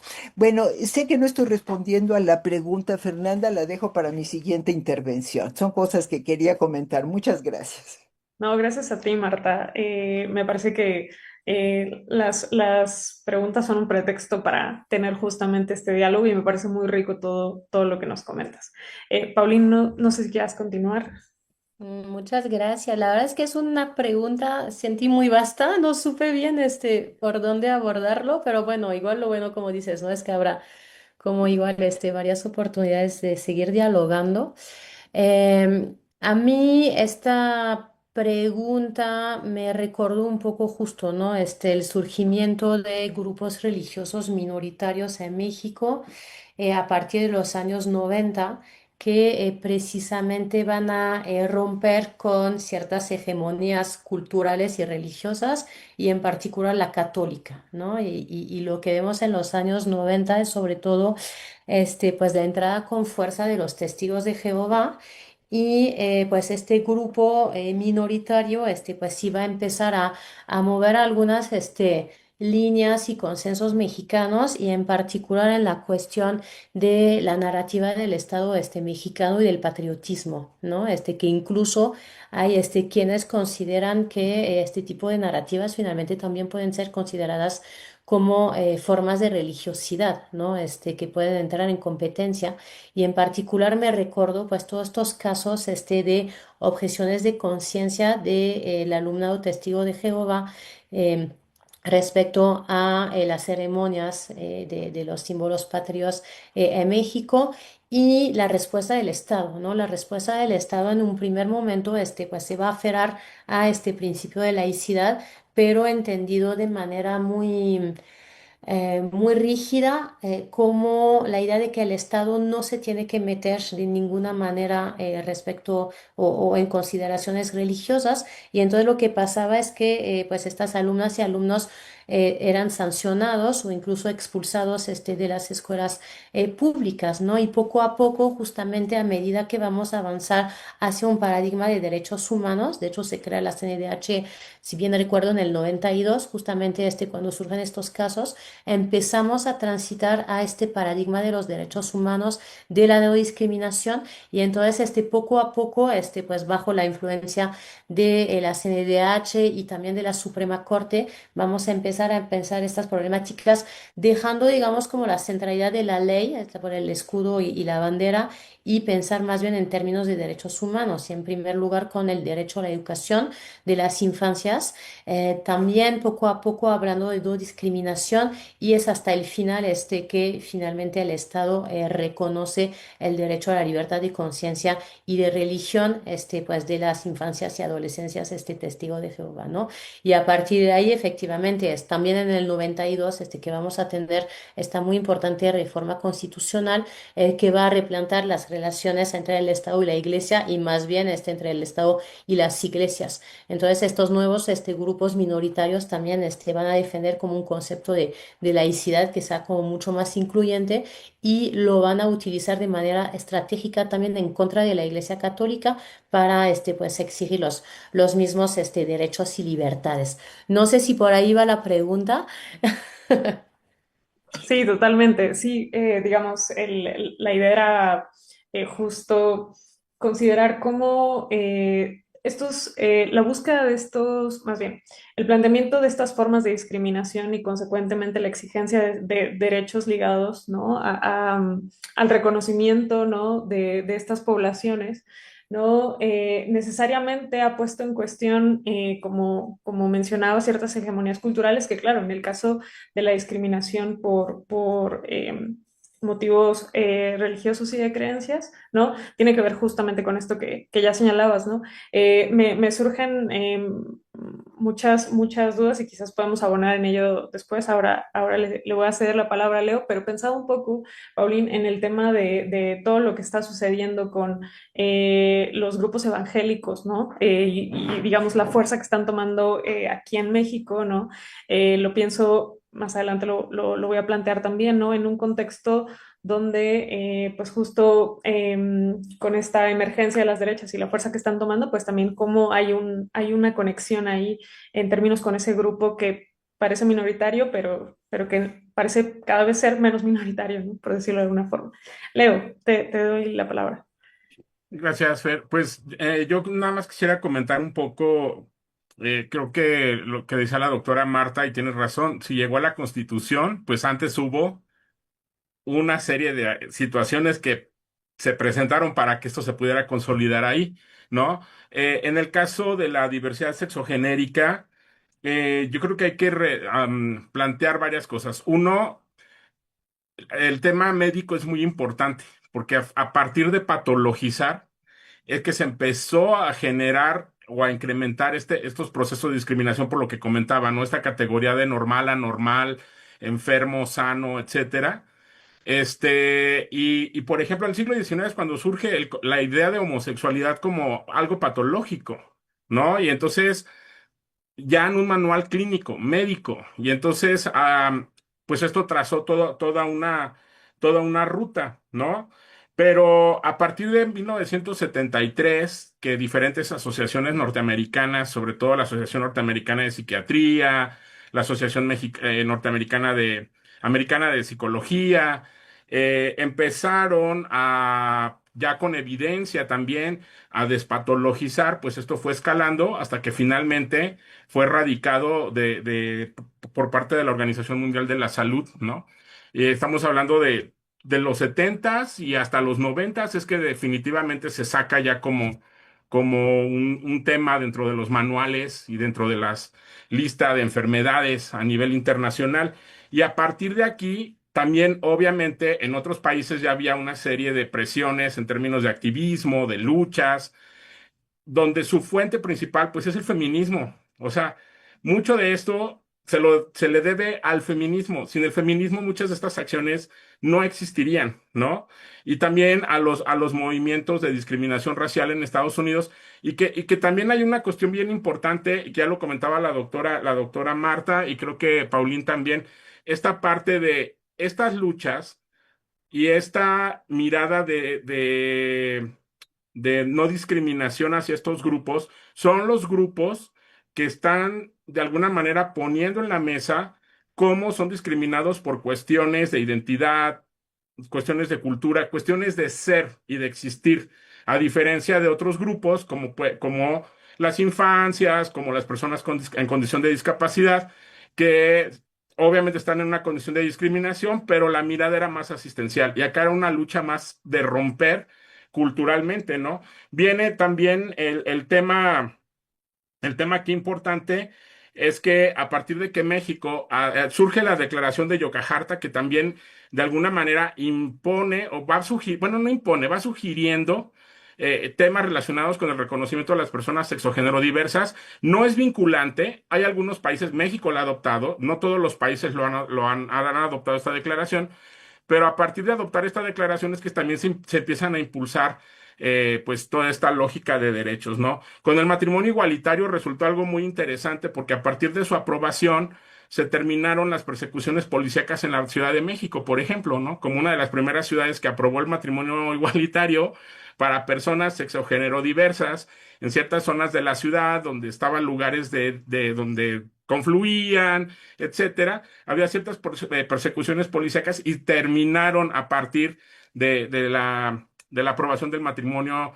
igualitario, ¿no? Y yo creo que estas condiciones pues han hecho que de alguna manera se rompa con esta lógica que de alguna manera o los inicios de cómo se fue empezando a trabajar el tema de discriminación en México. Entonces tenemos rupturas en condiciones que serían médicas y las otras que ya serían de temas jurídicos, ¿no? La misma adopción por parte de la Corte Interamericana de Derechos Humanos, etcétera, ¿no? Hay un caso emblemático, con esto termino, que de hecho en 1994 en Australia, ese se conoce como el caso de Tonen contra Australia, que era una persona que lo que estaba reclamando era que no le dejaban el derecho a vivir su homosexualidad en su vida privada, porque hasta la vida, vivir la homosexualidad en la vida privada estaba penalizado en Australia. Entonces, impulsa una serie de iniciativas que de ahí se empiezan a marcar precedentes para poder ir modificando cuestiones jurídico-legales en otros países. Muchas gracias, Leo. Me parece muy valioso lo que planteas respecto a cómo, de alguna manera, lo que ponemos en juego, ¿no? A través de lo que planteamos ahora es las distintas formas en las que se busca regular cosas tan específicas como puede ser la creencia, ¿no? Las creencias que podemos tener, el pensamiento que podemos tener, el ejercicio de la sexualidad, del cuerpo, la identidad, etcétera, ¿no? Y cómo eso es lo que está en juego en lo que estamos comentando. Daniel, ¿quisieras abonar algo a la pregunta o quisieras continuar un poco con algo que dejaste pendiente quizás en la presentación? No, creo que me parece muy bien abonar a lo que ya han comentado. Me pasa un poco lo mismo que a la doctora Paulín. De pronto no sabía cómo entrarle a esta pregunta, pero después de escucharlas y escucharlo creo que es un poco más sencillo. Yo coincido con lo que han anotado la doctora Marta y la doctora Paulín respecto a que la lucha empezó bastante antes que el reconocimiento del principio de igualdad y no discriminación en la Constitución en 2001. Y ahí yo destaco básicamente dos o tres cuestiones centrales sobre la irrupción de este tema. El primero para mí tiene que ver con los marcos contenciosos de la época y del contexto social y político que se vivía a finales de los años 70 o finales de los años 60 y principios de los años 70, que tiene que ver mucho con la influencia también socialista, ¿no? Con esta bandera muy marcada de la movilización y del conflicto contra el Estado que un poco incendiaba a los movimientos para oponerse frente al Estado, para marcar una posición, digamos, muy fuerte y muy contradictoria de basta, de defendamos nuestros derechos. Yo ponía el ejemplo de este manifiesto contra el ciudadano como un botín político, las denuncias de las racias, la construcción de ciudadanía, el hartazgo básicamente de los movimientos de ese momento. Estaban pugnando por un lado, digamos, por la liberación moral, ¿no? Muy vinculados a los movimientos hippie, los movimientos, digamos, de la diversidad sexual de esa época. Pero por otro lado, me parece que no es posible entender el avance de la no discriminación en México si no hablamos de la apertura política. Es básicamente la irrupción de los grupos de izquierda en la lógica política del Estado mexicano, ¿no? Cuando empieza, digamos, este fenómeno de transición, conformación de los partidos políticos del PRD, cuando gran parte de estos movimientos de izquierda, que venían de la izquierda marxista, de la izquierda socialista más dura, decidieron, ¿sabes qué? La lucha armada no va a ser la solución, tenemos que empezar en la lucha institucional, empezaron a configurar partidos políticos, viene la transición, digamos, en el 94 con aquel sistema, el avance de Cárdenas hasta el 97 en Ciudad de México, la conformación del PRD, la llegada, digamos, del PRD al gobierno, y ahí es cuando estos grupos, digamos, feministas, de liberación sexual, que venían desde los 70, empiezan justamente a incorporarse y infiltrarse en la lógica política institucional.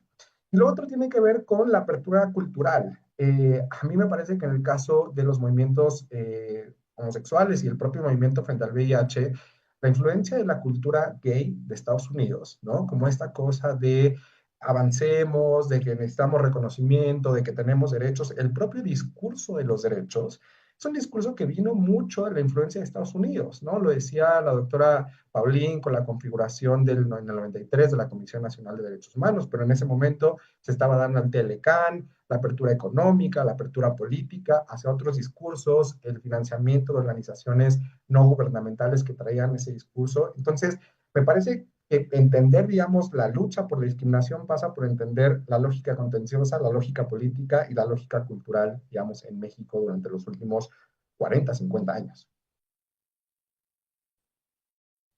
Muchas gracias, Daniel. Quizás para continuar con el diálogo y volviendo sobre algunas de las cosas que ya nos han planteado ahora, me gustaría pensar, y ya lo anotaba antes, ¿no? Como cuál es el estado actual, ¿no? Y lo pienso sobre todo, y escuchándoles, ¿no?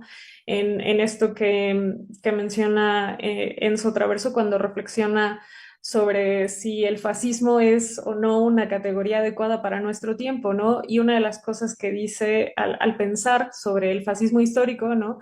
Es que si algo ha marcado el siglo pasado, pues ha sido justamente la irrupción del fascismo como fenómeno político, como fenómeno social, pero también, ¿no? Y como una respuesta ha estado marcado por las revoluciones y por los movimientos sociales y por los movimientos en contra de la colonización, etcétera, ¿no? Y hago referencia a esto con el afán de pensar cuál es digamos, el estado actual con relación a las formas de discriminación que estamos discutiendo, a las luchas que de alguna manera estamos apelando, ¿no? Entendiendo que estamos en un contexto justamente donde movimientos antiderechos han tomado muchísima fuerza y donde en todos lados, dígase en Europa, dígase aquí en América, en Latinoamérica, pues justo con lo que nos encontramos es con los avances de la extrema derecha. Un poco lo que quiero preguntarles es qué es lo que está sucediendo al interior de los activismos que luchan en contra de estas formas de discriminación de las que hemos venido hablando, qué lenguajes utilizan y también cómo se configuran estas luchas sociales ante este panorama político que se está desarrollando ya desde hace algunos años. No sé si nuevamente quiera iniciar Marta o sí. Sí, sí, sí. Bueno, yo creo que es un tema muy complejo el que mencionas. ¿Cuál es el estado actual?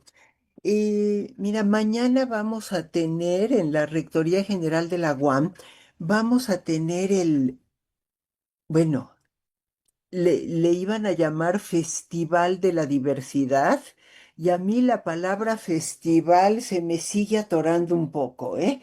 Yo digo, a ver, ¿de veras es una fiesta? ¿De veras estamos festejando? ¿Qué exactamente qué estamos festejando y por qué? Finalmente se va a llamar Jornada de la Diversidad, pero lo que quería señalar era que si hace 20 años, por no decir 40, cuando empezaron, o 50 o no sé cuántos, ya los llamados nuevos movimientos sociales, pues ya hace rato que dejaron de ser nuevos, ya hasta tienen su credencial de INAPAM. Pero las primeras marchas, cuando la gente salía con miedo, y hubo una ocasión, no recuerdo muy bien, porque no fue una de estas marchas de junio del orgullo que llegaban al hemiciclo, salían del Monumento a los Niños Héroes en Chapultepec y llegaban al hemiciclo a Juárez. Esta fue otra, no me acuerdo cuál era el motivo ni cuál era el trayecto, pero usaron policía montada para desarticular la marcha, para desarticular una marcha de gays y lesbianas. O sea, no es que representar un peligro, bueno, yo iba a decir un peligro para nadie, sí, representaba un peligro un poco para lo que nos decía Leo, representaba un peligro para esta noción científica, binarista, exclusiva, excluyente, etcétera. Y entonces ver que ahora llegue la secretaria general de una universidad tan grande, tan importante, para mí tan querida como es la UAM, a inaugurar una jornada de la diversidad, se les conozca. Entonces, es algo que me parece muy importante. Se han dado casos, o sea, la lucha ha rendido sus frutos, pues eso no quiere decir que esté todo logrado. Entre los casos que han llegado a la Defensoría de los Derechos Universitarios de la UAM, obviamente no voy a contar ni casos concretos, ni mucho menos nombres de personas, pero sí les puedo decir que hemos tenido un par de casos de personas no binarias y que quieren en la UAM, pero también en algunas otras universidades, la Universidad Autónoma del Estado de México hizo una recomendación y por primera vez se expidió, por primera vez nos dicen, digo, yo no tengo manera de comprobarlo, en el fondo creo que me gustaría que no fuera la primera vez y que hubiera muchísimas más, que a una persona le dieron un acta de nacimiento como persona no binaria. En la UAM hemos tenido algunos casos. Lo que se hizo, miren, yo soy de las primeras generaciones que yo tuve un título como licenciada en Derecho. Fui de las primeras mujeres que tuvimos la A en el título. Muchas personas me seguían preguntando, oye, ¿tú eres abogado? Y ya después lo tomé con humor y hacía bromas. Oye, me acabo de hacer una operación transexual, pensé que ya nadie me confundiría. ¿Cómo te diste cuenta de que era hombre? Explícame. Y la gente no sabe cómo reaccionar con un comentario tan absurdo como este. Bueno, la solución que se dio gracias a la intervención de Abogacía General fue decir, se expide el título a tal persona por haber concluido y satisfecho todos los requisitos de la licenciatura en lo que sea. Ya no se dice licenciado ni licenciada, pero hay personas que ahora están pidiendo que se diga licenciada. Nos cuesta mucho trabajo, ¿eh? Nos cuesta mucho trabajo y hablo en primera persona, deliberadamente, porque digo, bueno, ¿cuál es el problema de que diga licenciatura? Yo creo que es importante reconocer estas luchas individuales. Y además parece que se nos olvida que el patriarcado es una bestia mutante que está en todos lados. Y aun cuando ahora se dice es tiempo de mujeres y las mujeres están gobernando, no es, bueno, sí es cierto, pues, pero eso no significa que el patriarcado haya dejado de existir y que no tenga muchas otras manifestaciones. Y desde luego estamos viviendo la embestida de la ultraderecha. Pienso en digo, no sé, aparentemente nos queda muy lejos. Pienso en la primera ministra de Japón, un país tan tradicional en un sentido. Japón en un sentido es un viaje al futuro, en muchos otros es un viaje al pasado. Hay muchas cosas ahí que coexisten. A mí me parece un país absolutamente maravilloso. Llega una mujer presidenta con todas las tradiciones tan arraigadas en Japón y la primera tentación, por supuesto, es festejarlo. El festejo dura 4 segundos, en lo que nos damos cuenta de la derecha tan extrema que representa.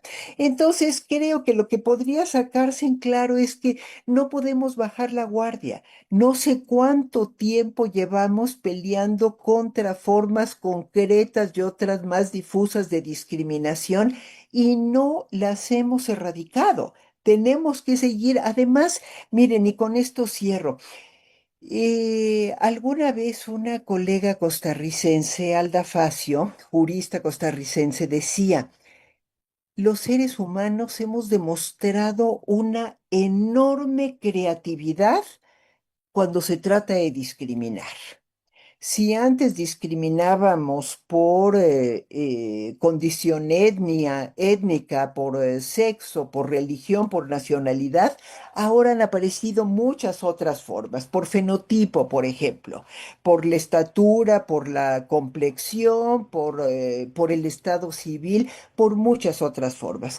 Todas esas ya están prohibidas en la Declaración Universal de los Derechos Humanos. Entonces, bueno, ahora tenemos que seguir, ¿eh? Tenemos que seguir porque parece que así como el patriarcado hay muchas, las formas de discriminación siguen multiplicándose, propagándose, entonces hay que tener siempre el ojo avisor. Gracias. Gracias a ti, Marta. Me encanta que lo último que planteas conecta justo con lo que Daniel nos comentaba, ¿no? La idea de que la lucha sigue, ¿no? Y digamos, creo que la parte de la intención sería pensar y buscar adelantarnos un poco a esas formas, ¿no? Esas nuevas formas de discriminación o nuevas formas de violencia, o en todo caso buscar combatirlas, ¿no?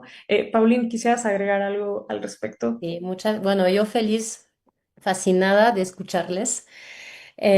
No, porque justamente me doy cuenta que lo importante de la historicidad, de la contextualización, ¿no? De los temas que estamos abordando, y eso es algo que aprendimos las abogadas y abogados o los científicos sociales, ¿no? Que realmente solo enfatizando el contexto podemos entender a cabalidad ahí los fenómenos sociales. Y en particular lo religioso, ¿no? Mencionabas, Fernanda, pues sí, la participación de grupos evangélicos que pues están apoyando agendas conservadoras, neoliberales, ¿no? Además con esta convergencia extraña entre conservadurismo y agendas ultraliberales en materia económica. Y cómo efectivamente en México, ¿no? Van como cambiando, mutando y siempre estando aquí defendiendo o promocionando, mejor dicho, como una agenda antigénero. Pero también a la vez la religión que ofrece espacios de resistencia, ¿no? Y que reinventa pues narrativas que pueden ser progresistas. Lo que me llama la atención, igual, conectando con con la discriminación, es pues los propios fieles, que dentro de sus tradiciones religiosas también están como exigiendo mayores espacios de reconocimiento. Entonces, antes era peleado, por ejemplo, el hecho de ser católico y ser feminista, o de ser católico y miembro de la diversidad sexogenérica, y más bien lo que vemos ahora es cómo estos grupos están creando nuevos espacios donde exigen desde la lectura de textos religiosos, desde la laicidad, ¿no? También utilizada de forma estratégica como un mayor reconocimiento, ¿no? Por parte de las jerarquías, pero también el protagonismo del Papa León XIV ahora contra Trump, que pues también está mostrando como una cara de la religión que pues está a favor también pues sí, del progreso, de la inclusión, no sé cómo decirlo, ¿no? Pero de reconocimiento de los derechos de todas las personas, en particular las que se encuentran en posición de vulneralización, de vulnerabilidad, ¿no? Entonces creo que eso es súper importante. Y también retomando lo que decía Marta sobre la creatividad, ¿no? Para seguir discriminando, me recordó las estrategias también, ¿no? De estos actores conservadores que efectivamente solían ser asociados con discursos religiosos conservadores, pero que están utilizando cada vez más un lenguaje de derechos humanos, un lenguaje de bioética, y entonces pues nos generan problema a la hora de llamarlos antiderecho, ¿no? Porque hablan del derecho a la vida, del derecho a la familia, del derecho de las infancias a poder crecer en un ambiente familiar, integral, y este tipo de cosas. Entonces creo que también eso es muy importante mencionarlo. Y pues sí, como decíamos, ¿no? También siempre estar como reinventando discursos, conceptos, peleando ahí los conceptos, los derechos, para seguir como impulsando nuestra agenda de género, ¿no? Y también lo que me llama la atención es que al contrario, ¿no? Mientras estos grupos conservadores claramente religiosos utilizan este lenguaje secular para tratar de tener una mayor incidencia, como en muchos casos también los actores religiosos, los actores políticos, perdón, están regresando a narrativas religiosas, conservadoras también, para, pues sí, como tratar de, pues sí, de poner en la agenda retrocesos en la materia. Entonces, eso nos habla de una enorme complejidad y de nuevo, ¿no? De la necesidad ahí de pensarlo en contexto, pues sí, para entender ahí de manera como muy, muy fina lo que está pasando. Muchas gracias, Paulín. Sí, justo me parece muy atinado lo que planteas respecto a cómo su discurso se vuelve bastante, eh, digamos, si bien tenemos personajes como Donald Trump, ¿no? Hay personajes que también tienen un discurso muy sutil que justo al emplear este lenguaje de derechos parece ser una defensa que se podría considerar legítima cuando realmente se esconde pues una serie de posicionamientos bastante incorrectos y que van en contra de los derechos de diferentes poblaciones, ¿no? Muchísimas gracias. Leo, ¿quisieras aunar algo más?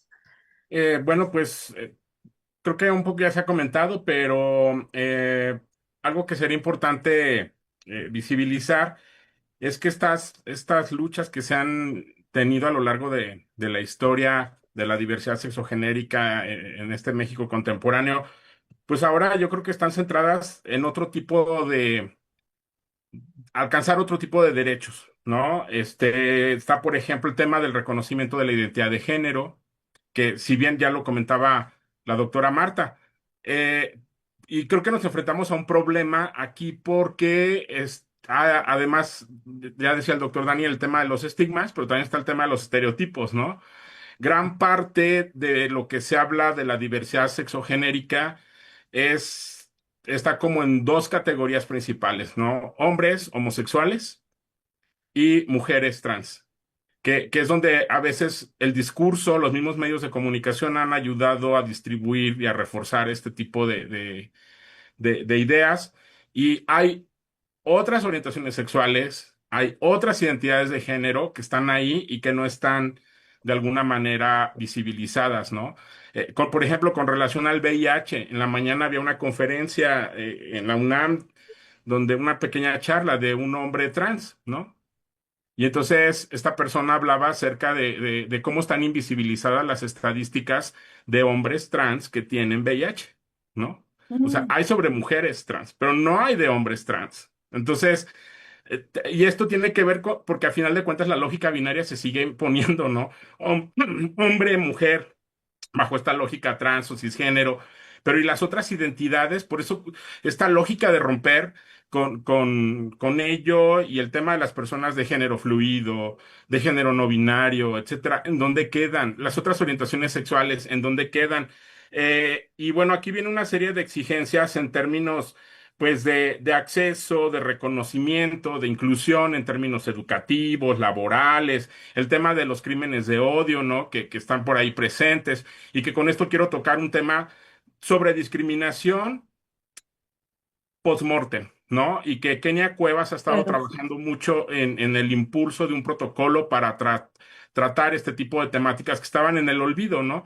Muchas veces los violentómetros, que es otro tema, pero terminan, el nivel más alto es la muerte, ¿no? Pero desafortunadamente después de que la persona fallece, todavía sigue habiendo una serie de acciones de desprecio, de discriminación hacia esos cuerpos, hacia esas personas, ¿no? Y entonces ¿qué ocurre en la morgue con un cuerpo de una mujer trans, de un hombre trans, de una persona de la diversidad? ¿Cómo es tratado? ¿Cómo es reconocido? ¿Cómo se le refiere? ¿No? Entonces, creo que es una parte que está importante a seguir ahí. Con el tema de las derechas y demás, creo que aquí también, sobre todo en el tema de la diversidad sexual y de género, porque hay cierta parte de esa población que tiene ciertos beneficios económicos o cierta posición socioeconómica más bien, que les permite acceder a comprar o adquirir cierto tipo de productos, pues se ha presentado el famoso fenómeno del rainbow wash, ¿no? Este rollo de durante este periodo de junio, que es el mes del reconocimiento, pues entonces todas las tiendas, las marcas, etcétera, se apropian de esto. Y van de alguna manera frivolizando una lucha política ciudadana, ¿no? Y ya para ir terminando, esto del Rainbow Wash nos lleva también al tema de la interseccionalidad, ¿no? Cuando hablamos también de estas cuestiones de discriminación, no podemos evitar pensar que también estos cuerpos están atravesados por una serie de condiciones sociales, económicas, religiosas, que de alguna manera hacen que el tipo de derechos que ya están resueltos para algunos, para otros todavía no. y que de hecho es ni siquiera pensable. No es lo mismo ser una mujer trans de las Lomas de Chapultepec que una mujer trans en una zona en condiciones económicamente desfavorables, ¿no? Entonces, las luchas, los temas, las posibilidades, las opciones también cambian. Y hay un fenómeno también muy interesante de cómo se están moviendo las derechas con relación a esto, ¿no? Hay algunos estados en el país conservadores que han creado la secretaría tal cual, no un área, sino tal cual la Secretaría de la Diversidad Sexogenérica, ¿no? Y es una manera de tomar a los activistas, acoger a los grupos y de alguna manera ir pautando qué agenda es la que quieren que se mueva para que los derechos que deberían de ser una exigencia de abajo vengan impulsados pues desde arriba, ¿no? Muchas gracias, Leo. Pensado también en cómo eso puede funcionar como una forma de identificación de actores políticos, ¿no? Lo Claro. cual es bastante complejo y complicado para el activismo. Daniel, ¿quisieras hacer un comentario final para ir cerrando? Sí, solamente, a ver, yo creo que definitivamente son momentos muy complicados para la agenda de derechos desde el punto de vista institucional, desde el punto de vista discursivo, ¿no? Desde el punto de vista jurídico, todo lo que tiene que ver con procesos de erosión democrática, restricción de mecanismos para la defensa de derechos, no solamente a nivel nacional, ¿no? Sino a nivel internacional, la crisis del multilateralismo, los ataques a las organizaciones internacionales de derechos humanos, los organismos. Es decir, eso sin duda me parece que es preocupante y hay que seguir colocando, digamos, la mirada en esos procesos. A mí, y sobre todo relacionado más con el tema del VIH, me preocupa una cuestión que a mí me cuesta trabajo pensarlo desde la lógica quizás clásica entre derechas e izquierdas y tiene que ver con el debilitamiento institucional y económico, digamos, el régimen cada vez más salvaje del liberalismo económico, que funciona tanto para las derechas como para las izquierdas, ¿no? O sea, en el caso del VIH, gran parte de la movilización actual se centra en el acceso a medicamentos, porque cada vez, por ejemplo, en nuestro país, ¿no? Los sistemas públicos de salud se van haciendo cada vez más delgados, ¿no? Hace poco se eliminó el fideicomiso por el cual se financiaba básicamente la compra de medicamentos antirretrovirales y la compra de medicamentos para personas con cáncer, que había sido una conquista justamente de la movilización frente al SIDA en los años 90. Es decir, se va adelgazando cada vez más la lógica de atención. Las personas con VIH, ¿de dónde consiguen esos medicamentos? En un esquema donde, por ejemplo, puede que el gobierno ya no los dé porque no hay dinero. Un seguro privado de salud no asegura a una persona con VIH, ¿no? Es decir, las personas con VIH quedan completamente expuestas sin la posibilidad de acceder a un medicamento, ¿no? Pero al mismo tiempo tienes desarrollos médicos y desarrollos científicos súper elevados, súper efectivos, ¿no? El lenacapavir, que es el último, digamos, antirretroviral que ha desarrollado la farmacéutica Gilead, es 2 inyecciones al año, ¿no? Y permite la posibilidad de que las personas se mantengan indetectables durante, digamos, todo el año. El problema es que ese medicamento cuesta las 2 dosis aproximadamente al año $500,000. Entonces, ¿cómo le va a hacer el Estado, ¿no? Para garantizar el acceso a esos medicamentos cuando los sistemas de salud se están haciendo cada vez más delgados? Pero las personas con VIH, ¿no? Justamente lo que decía el doctor Leonardo, pues personas que están invisibilizadas o personas que quizás no tienen los recursos para acceder a esos medicamentos y entonces se convierte en una política necropolítica, en la política del dejar morir, ¿no?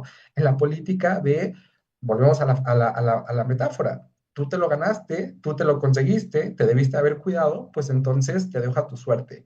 A mí me parece que justamente el problema de la desigualdad hoy en día está muy vinculado con la desigualdad económica y con los problemas de redistribución frente a una política cada vez más conservadora en la lógica económica, que vuelve a lo mismo, funciona para gobiernos de izquierda y funciona para gobiernos de derecha. Muchas gracias, Daniel. Me parece que tocas un tema que podríamos extendernos muchísimo tiempo, que es el desmantelamiento del Estado, ¿no? Y lo problemático o más bien los problemas que derivan de ello. Pero bueno, un poco apremiando el tiempo de todas y de todos, les agradezco muchísimo sus planteamientos, las ideas que trajeron a colación hoy. Me parece que la sesión perfectamente puede funcionar como una invitación a leerles, ¿no? A también continuar reflexionando sobre el tema de la discriminación y justo los activismos que están ligados a ello. Y bueno, un poco para cerrar, además de agradecerles su participación, les invitamos también a la siguiente sesión que se llevará a cabo el 23 de julio de 2026. Lleva por título Debates en torno a la discriminación y el privilegio, y en ella participarán Julia Muñoz Velasco, Hugo Cerón Anaya, Alexandra Haas y Jesús Rodríguez Cepeda.